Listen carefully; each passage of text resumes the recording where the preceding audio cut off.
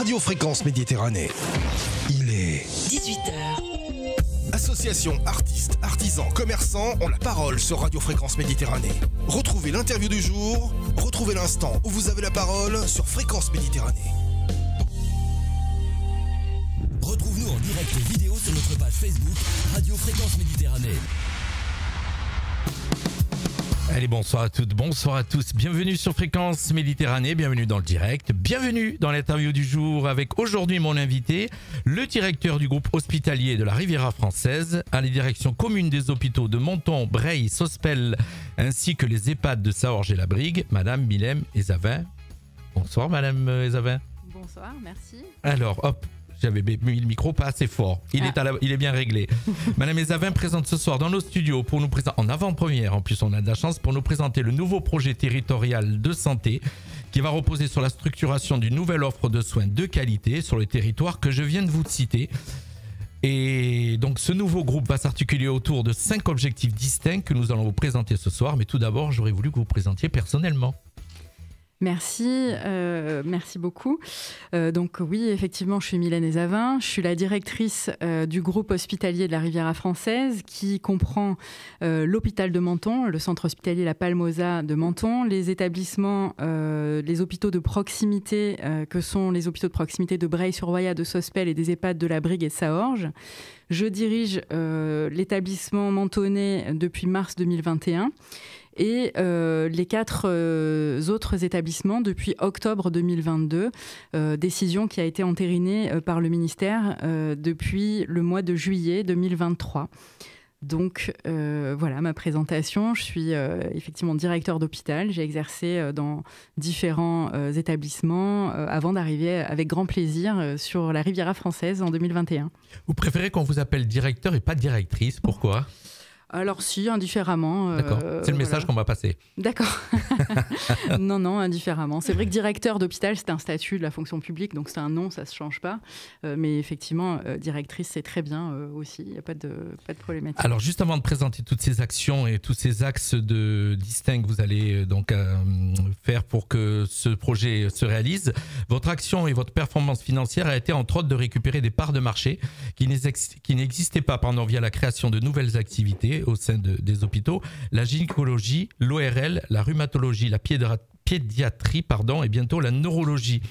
Résultat de cette nouvelle politique, 30 recrutements de professionnels et moins de grèves. Vous êtes passé de 56% en 2021 à 17% en 2023. Ça a été votre action dès le départ de mettre tout ça en place déjà ? Alors, ce sont les conséquences du travail qui est le travail d'un directeur d'hôpital et d'un hôpital public sur un territoire, c'est-à-dire non pas une traduction vraiment financière en part de marché, vraiment c'est pas l'objectif, c'est la conséquence. Mais vous savez, les hôpitaux entre 2020 et 2022 ont été percutés par une crise sanitaire et mondiale qui a profondément bouleversé leur organisation. Et ce bouleversement, cette crise a modifié notre perception de l'avenir. C'est ce qui nous amène à construire des projets en lien avec les différents changements qui sont intervenus. Et de ce fait, une des premières missions, un des premiers axes, le premier axe qui sera présenté demain aux hospitaliers de Menton, c'est le développement de l'offre de soins sur un territoire où parfois elle peut être carencée. L'objectif vraiment de ce projet qui sera présenté demain aux hospitaliers, c'est de pouvoir leur offrir des soins dans toutes les spécialités et de pouvoir mettre en place des coopérations de façon à ce qu'ils aient accès à proximité de leur domicile à l'ensemble des spécialités.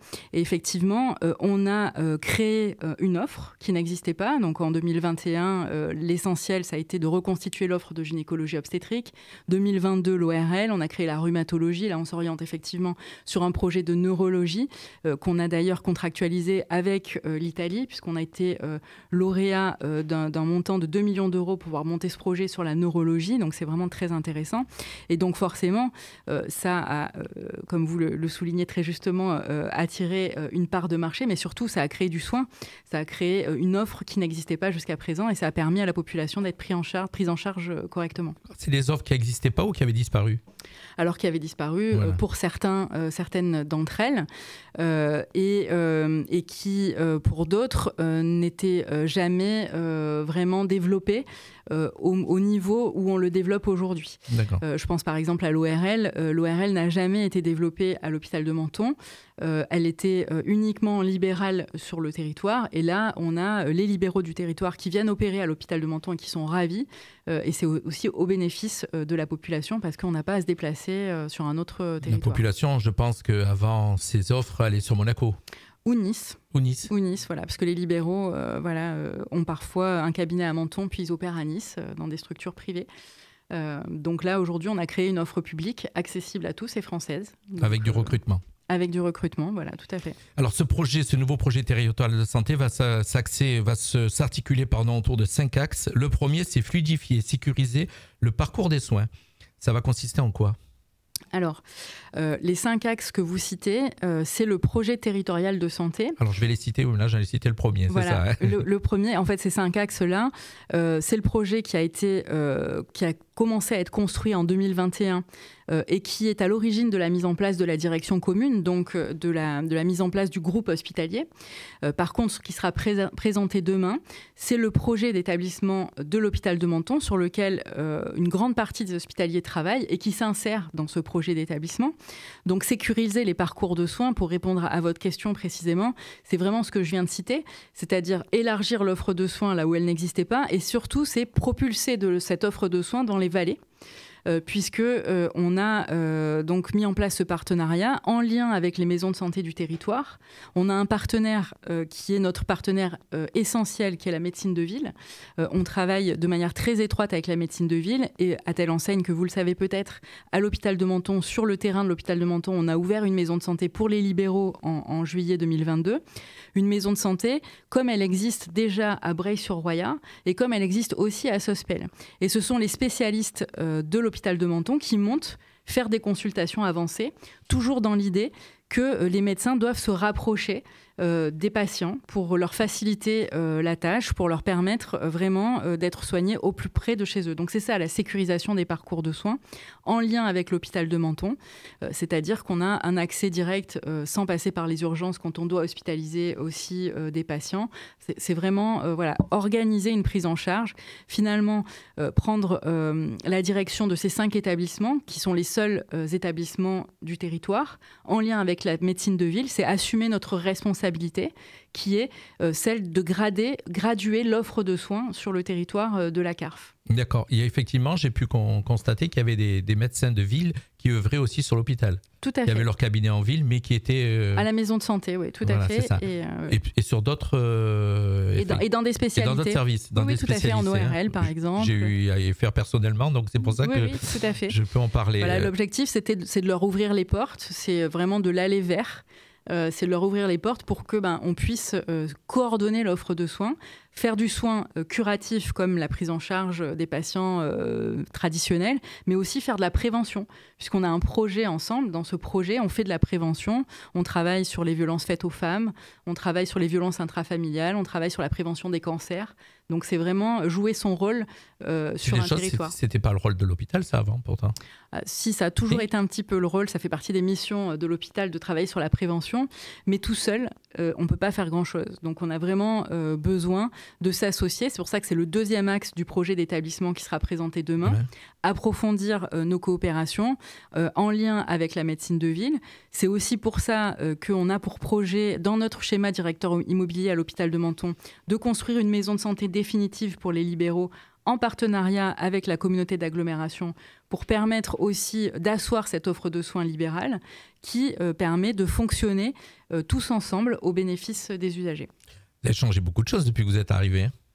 Il y a beaucoup de choses à faire dans le domaine qui est le mien. Il y a toujours beaucoup de choses à faire, donc c'est très intéressant. Alors, dans ces axes aussi, on avait noté donc, de désenclaver les vallées, vous en avez parlé tout à l'heure, et un moyen de consultation spécialisée sur place ou en télémédecine aussi. Ça va fonctionner comment ? Tout à fait. On développe la téléexpertise et la téléradiologie. Donc ça, c'est vraiment en cours de mise en œuvre opérationnelle. On fait de la radiologie déportée, c'est-à-dire qu'on est en train, par exemple, à Sospel, de renouveler l'équipement de radio pour que les médecins puissent demander des radios avec la mise en place de personnel paramédical pour réaliser ces actes et qui seront interprétés à distance à l'hôpital de Menton ou par une société de téléradiologie pour certains actes, parce qu'on ne peut pas multiplier la charge de travail non plus pour les radiologues de manière exponentielle. Donc voilà, on partage ces éléments-là. Et ça, c'est vraiment très très bien, parce que non seulement ça évite aux patients de se déplacer à l'hôpital ou ailleurs, et ça évite aussi aux praticiens de se déplacer pour un bénéfice qui est identique et qui permet encore une fois de rendre service à la population et aux médecins généralistes qui sont très en demande dans les vallées. D'accord. Un troisième axe aussi à présenter ce soir, le projet social commun qui s'installe dans une perspective d'avancer aux professionnels du territoire les mêmes conditions de travail et les mêmes évolutions de carrière. Alors voilà, oui, effectivement, toujours pareil, sur ce projet territorial de santé qui avait été démarré en 2021, l'objectif... Alors peut-être que je mélange les deux, projet territorial et ce que vous allez présenter demain. Voilà, c'est pas grave parce que finalement tout est lié. Tout est lié. Tout est lié, donc, mais vous allez voir, vous m'avez déjà orienté sur l'axe 1 et l'axe 2 du projet qui sera présenté demain. Maintenant, je vais vous parler de l'axe 3, du coup, par le biais de votre excellente question. En 2021, on avait travaillé sur un projet social commun. Qu'est-ce que c'est ce projet social ? C'est de dire, on met à niveau les conditions de recrutement, toutes les aides qu'on peut apporter aux professionnels pour qu'ils se sentent bien, qu'ils développent leur carrière de manière normale, etc. Et qu'au final, ils aient envie de rester travailler avec nous pour longtemps. Et en réalité, le projet d'établissement de Menton qui sera présenté demain, c'est vraiment le troisième axe, c'est favoriser l'attractivité et l'engagement des professionnels, parce qu'on a une marque de fabrique quand même à l'hôpital de Menton et sur ce territoire, c'est qu'on travaille depuis 2021 à l'épanouissement des professionnels de santé. On a créé notamment la première salle de sport hospitalière nationale, ça n'existait pas avant 2022, on l'a ouvert le 5 février. Elle se trouve où ? À l'hôpital. D'accord. Pour les professionnels de santé uniquement. On a créé une chorale hospitalière en recrutant, ce qui n'est pas anodin, un chef de chœur et une chanteuse d'opéra. On a fait tout un tas de choses comme ça qui viennent en plus... Depuis votre arrivée, hein ? C'est ça, oui, hein ? tout à fait, oui. Bien compris. Qui viennent en plus de toutes les conditions matérielles et organisationnelles qu'on peut mettre en place de manière harmonisée sur le territoire pour favoriser l'attractivité des professionnels. Je pense par exemple à ce qu'on peut offrir comme conditions de logement, comment on peut favoriser les choses pour les gardes d'enfants, etc. Donc ça, c'était l'axe projet social du projet territorial de santé et c'est l'axe engagement des professionnels de santé dans le projet d'établissement qui sera présenté demain à la communauté hospitalière de Menton. D'accord, c'est-à-dire que vous allez réunir le personnel, c'est ça la communauté hospitalière ? Voilà. Comment ça va se passer ? Alors, demain, ce qui s'est passé, c'est que, comme je le disais, cette crise sanitaire qui nous a percutés et qui nous a finalement, qui a modifié notre perception de l'avenir, nous a amené à se dire, il faut maintenant qu'on se projette sur les 5 années qui viennent. Comment on va structurer les choses sur ces 5 années qui viennent ? Donc, on va rénover ce qu'on appelle le projet d'établissement. Et on a lancé un séminaire de lancement finalement de ce projet, de réflexion sur ce projet d'établissement au mois de mai 2023, où on a réuni toutes les personnes qui souhaitaient travailler avec nous sur ce projet. Et on a commencé, c'était au Palais de l'Europe, il y avait une 60aine de personnes, tous métiers confondus, qui se sont portés volontaires pour participer et pour conduire des groupes de travail entre le mois de mai et le 24 novembre 2023. Et donc, le 24 novembre, donc demain, seront présentés les résultats de ces groupes de travail qui s'articulent autour des 4 axes, cette fois c'est 4 pour le projet d'établissement de Menton, et qui sera restitué. Et ensuite, une fois que ce sera restitué, parce que là il est consolidé, même si c'est un projet qui est évolutif, parce que sa constitution fait qu'on va pouvoir le faire évoluer au fil du temps, il y a des comités de pilotage qui vont le faire évoluer, etc. Mais en tout cas, la version définitive de 2023 est constituée. On va la présenter demain à ceux qui ont travaillé. Des exemples, par exemple, sur ce projet, qu'est-ce qu'il va y avoir Alors, peut-être, puisque j'ai donc décrit l'offre de soins, j'ai décrit les coopérations, j'ai décrit l'attractivité, peut-être je vous parle du 4e sujet, qui est vraiment un sujet qui est englobant pour le projet établissement. C'est, on l'a nommé, cet axe « Innover au service de l'usager ». Donc, innover au service de l'usager, déjà, il est important de dire que quand on a commencé aussi nos réflexions sur le projet établissement, on a été le premier établissement à Menton à obtenir au niveau national, à l'échelle de l'établissement entier, le label OR, très haute qualité sanitaire, sociale et environnementale.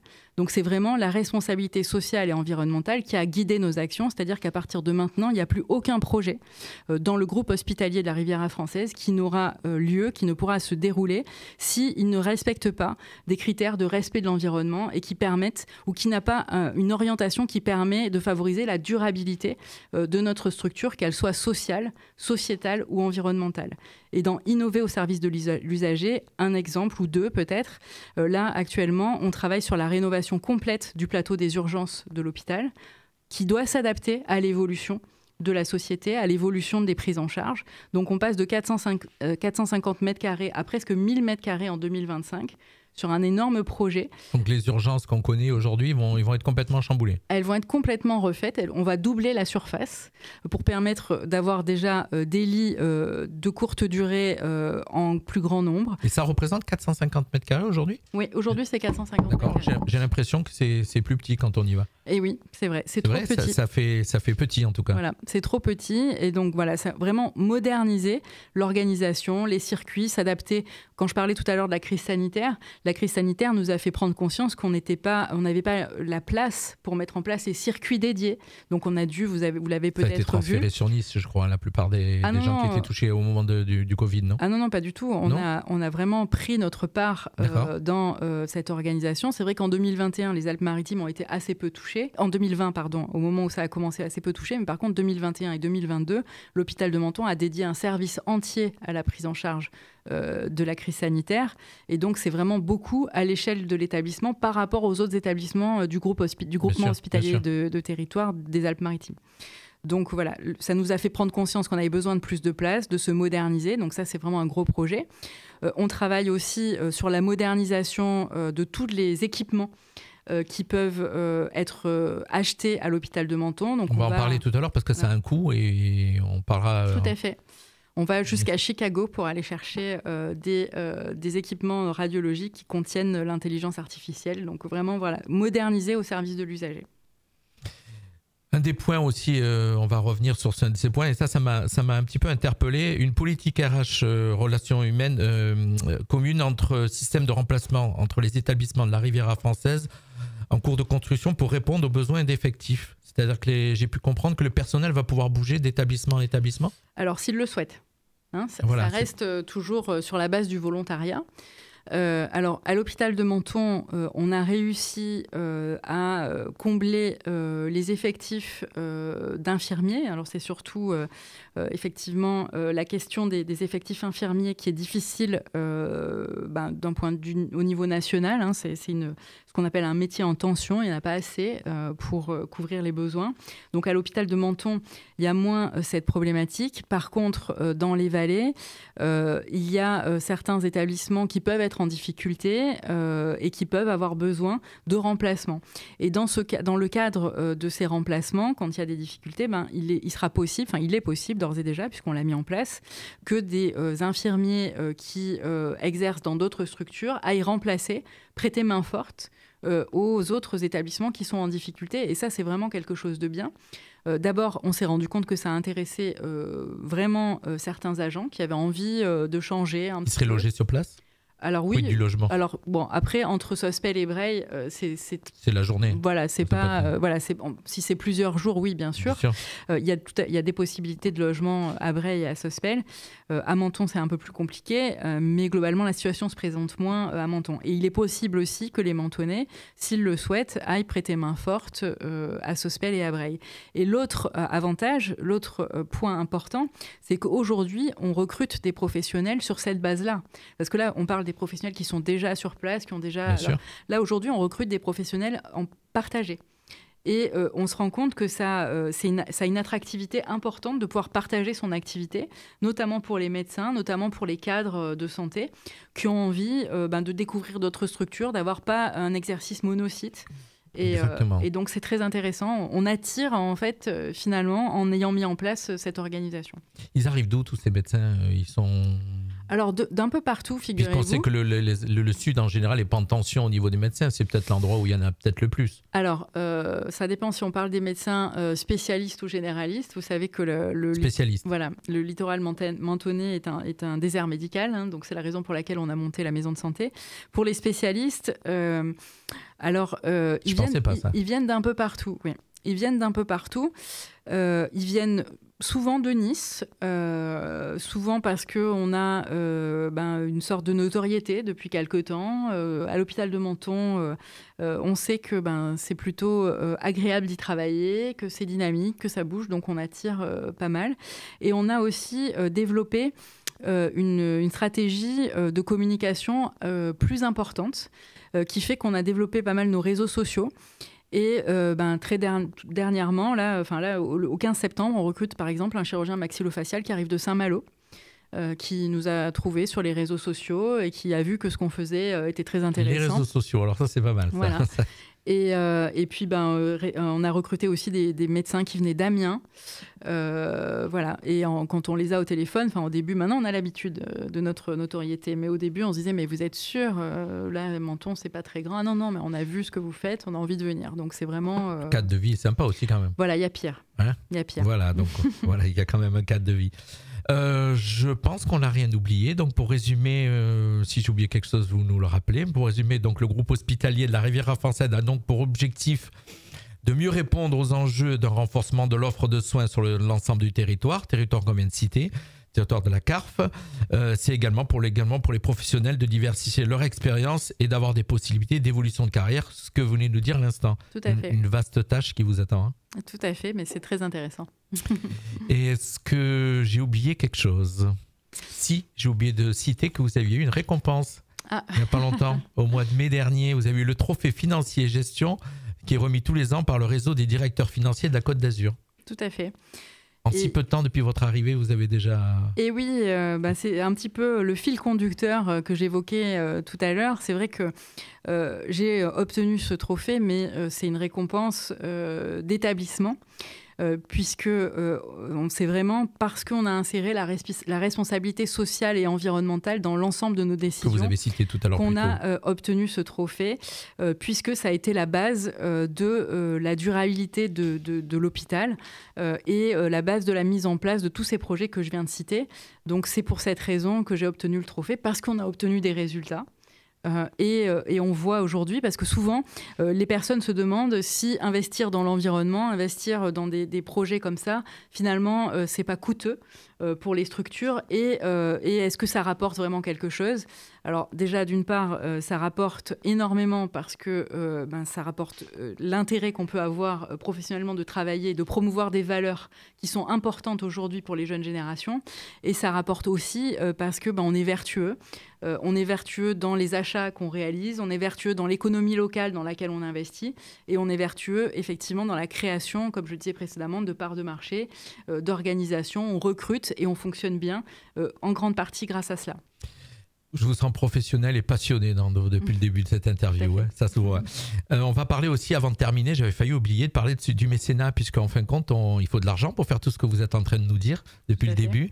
Et donc, on a la possibilité aussi, vous avez créé un fonds de dotation et on a la possibilité maintenant de recevoir des dons et des legs. Est-ce que vous pouvez nous présenter ça aussi? Alors, tout à fait. On a toujours eu la possibilité de recevoir des dons et des legs. Les établissements peuvent le faire. Par contre, j'ai souhaité professionnaliser cela en créant un fonds de dotation qui est en cours de création. J'espère qu'il sera... c'est pas simple, créer un fonds de dotation. Juridiquement, c'est très encadré. Donc, il sera normalement créé avant la fin de l'année 2023. Et j'ai souhaité vraiment mettre en place cela pour favoriser la participation à de très beaux projets. qu'on va promouvoir l'année prochaine, comme notamment la rénovation entière des urgences. Ça participe aussi de cela. C'est un projet à 8 millions d'euros. Donc, ce n'est pas financé entièrement par les autorités de tutelle. Pour autant, l'hôpital va quand même rénover ses urgences. On va créer une maison de santé qui va être créée en partenariat avec la CARF, mais qui va aussi nécessiter de lever des fonds importants. On a de très nombreux projets parce que promouvoir la RSE, c'est aussi écouter et travailler à l'épanouissement de nos professionnels, c'est aussi d'écouter tous les professionnels qui ont des projets hyper ambitieux pour faire des choses extraordinaires au service du territoire. Et donc tout ça, ce ne sont pas forcément des très grands projets, mais on n'est pas forcément financé, nous, hôpital public, pour réaliser ces projets. Vous allez faire appel à du mécénat, ça va s'articuler comment ? Tout à fait, oui. Par exemple, pour donner des exemples très concrets, on peut avoir envie de promouvoir des projets qui sont en lien directement avec l'environnement. Et donc, dans ce cadre-là, il y a des mécènes qui ont envie de participer à des projets tels que ceux-là. Et donc, on va publier, on va rencontrer ces mécènes, on va indiquer qu'on est apte à faire ces présentations. Et s'ils le souhaitent, ils pourront contribuer. Et donc, ils vont effectivement verser leur don au fonds de dotation. Et le fonds de dotation pourra acquérir les équipements nécessaires au profit de l'hôpital. Merci. Je pense qu'on n'a rien oublié. Vous allez présenter demain, donc je le rappelle, votre projet territorial de santé au groupe hospitalier. Merci à vous, en tout cas, Madame Ezaven, d'avoir été ce soir sur notre radio, en direct, je le rappelle. Merci Bravo. Beaucoup. Merci de m'avoir invité. Merci à tous. Allez, c'est le retour de la musique et on se retrouve lundi à partir de 18h. Bye bye. Fréquence Méditerranée, partout avec vous. FM, numérique, web, applications smartphone, réseaux sociaux. Au travail, à la maison, en vacances. Ne pas nous écouter, c'est rater votre journée. Oh non.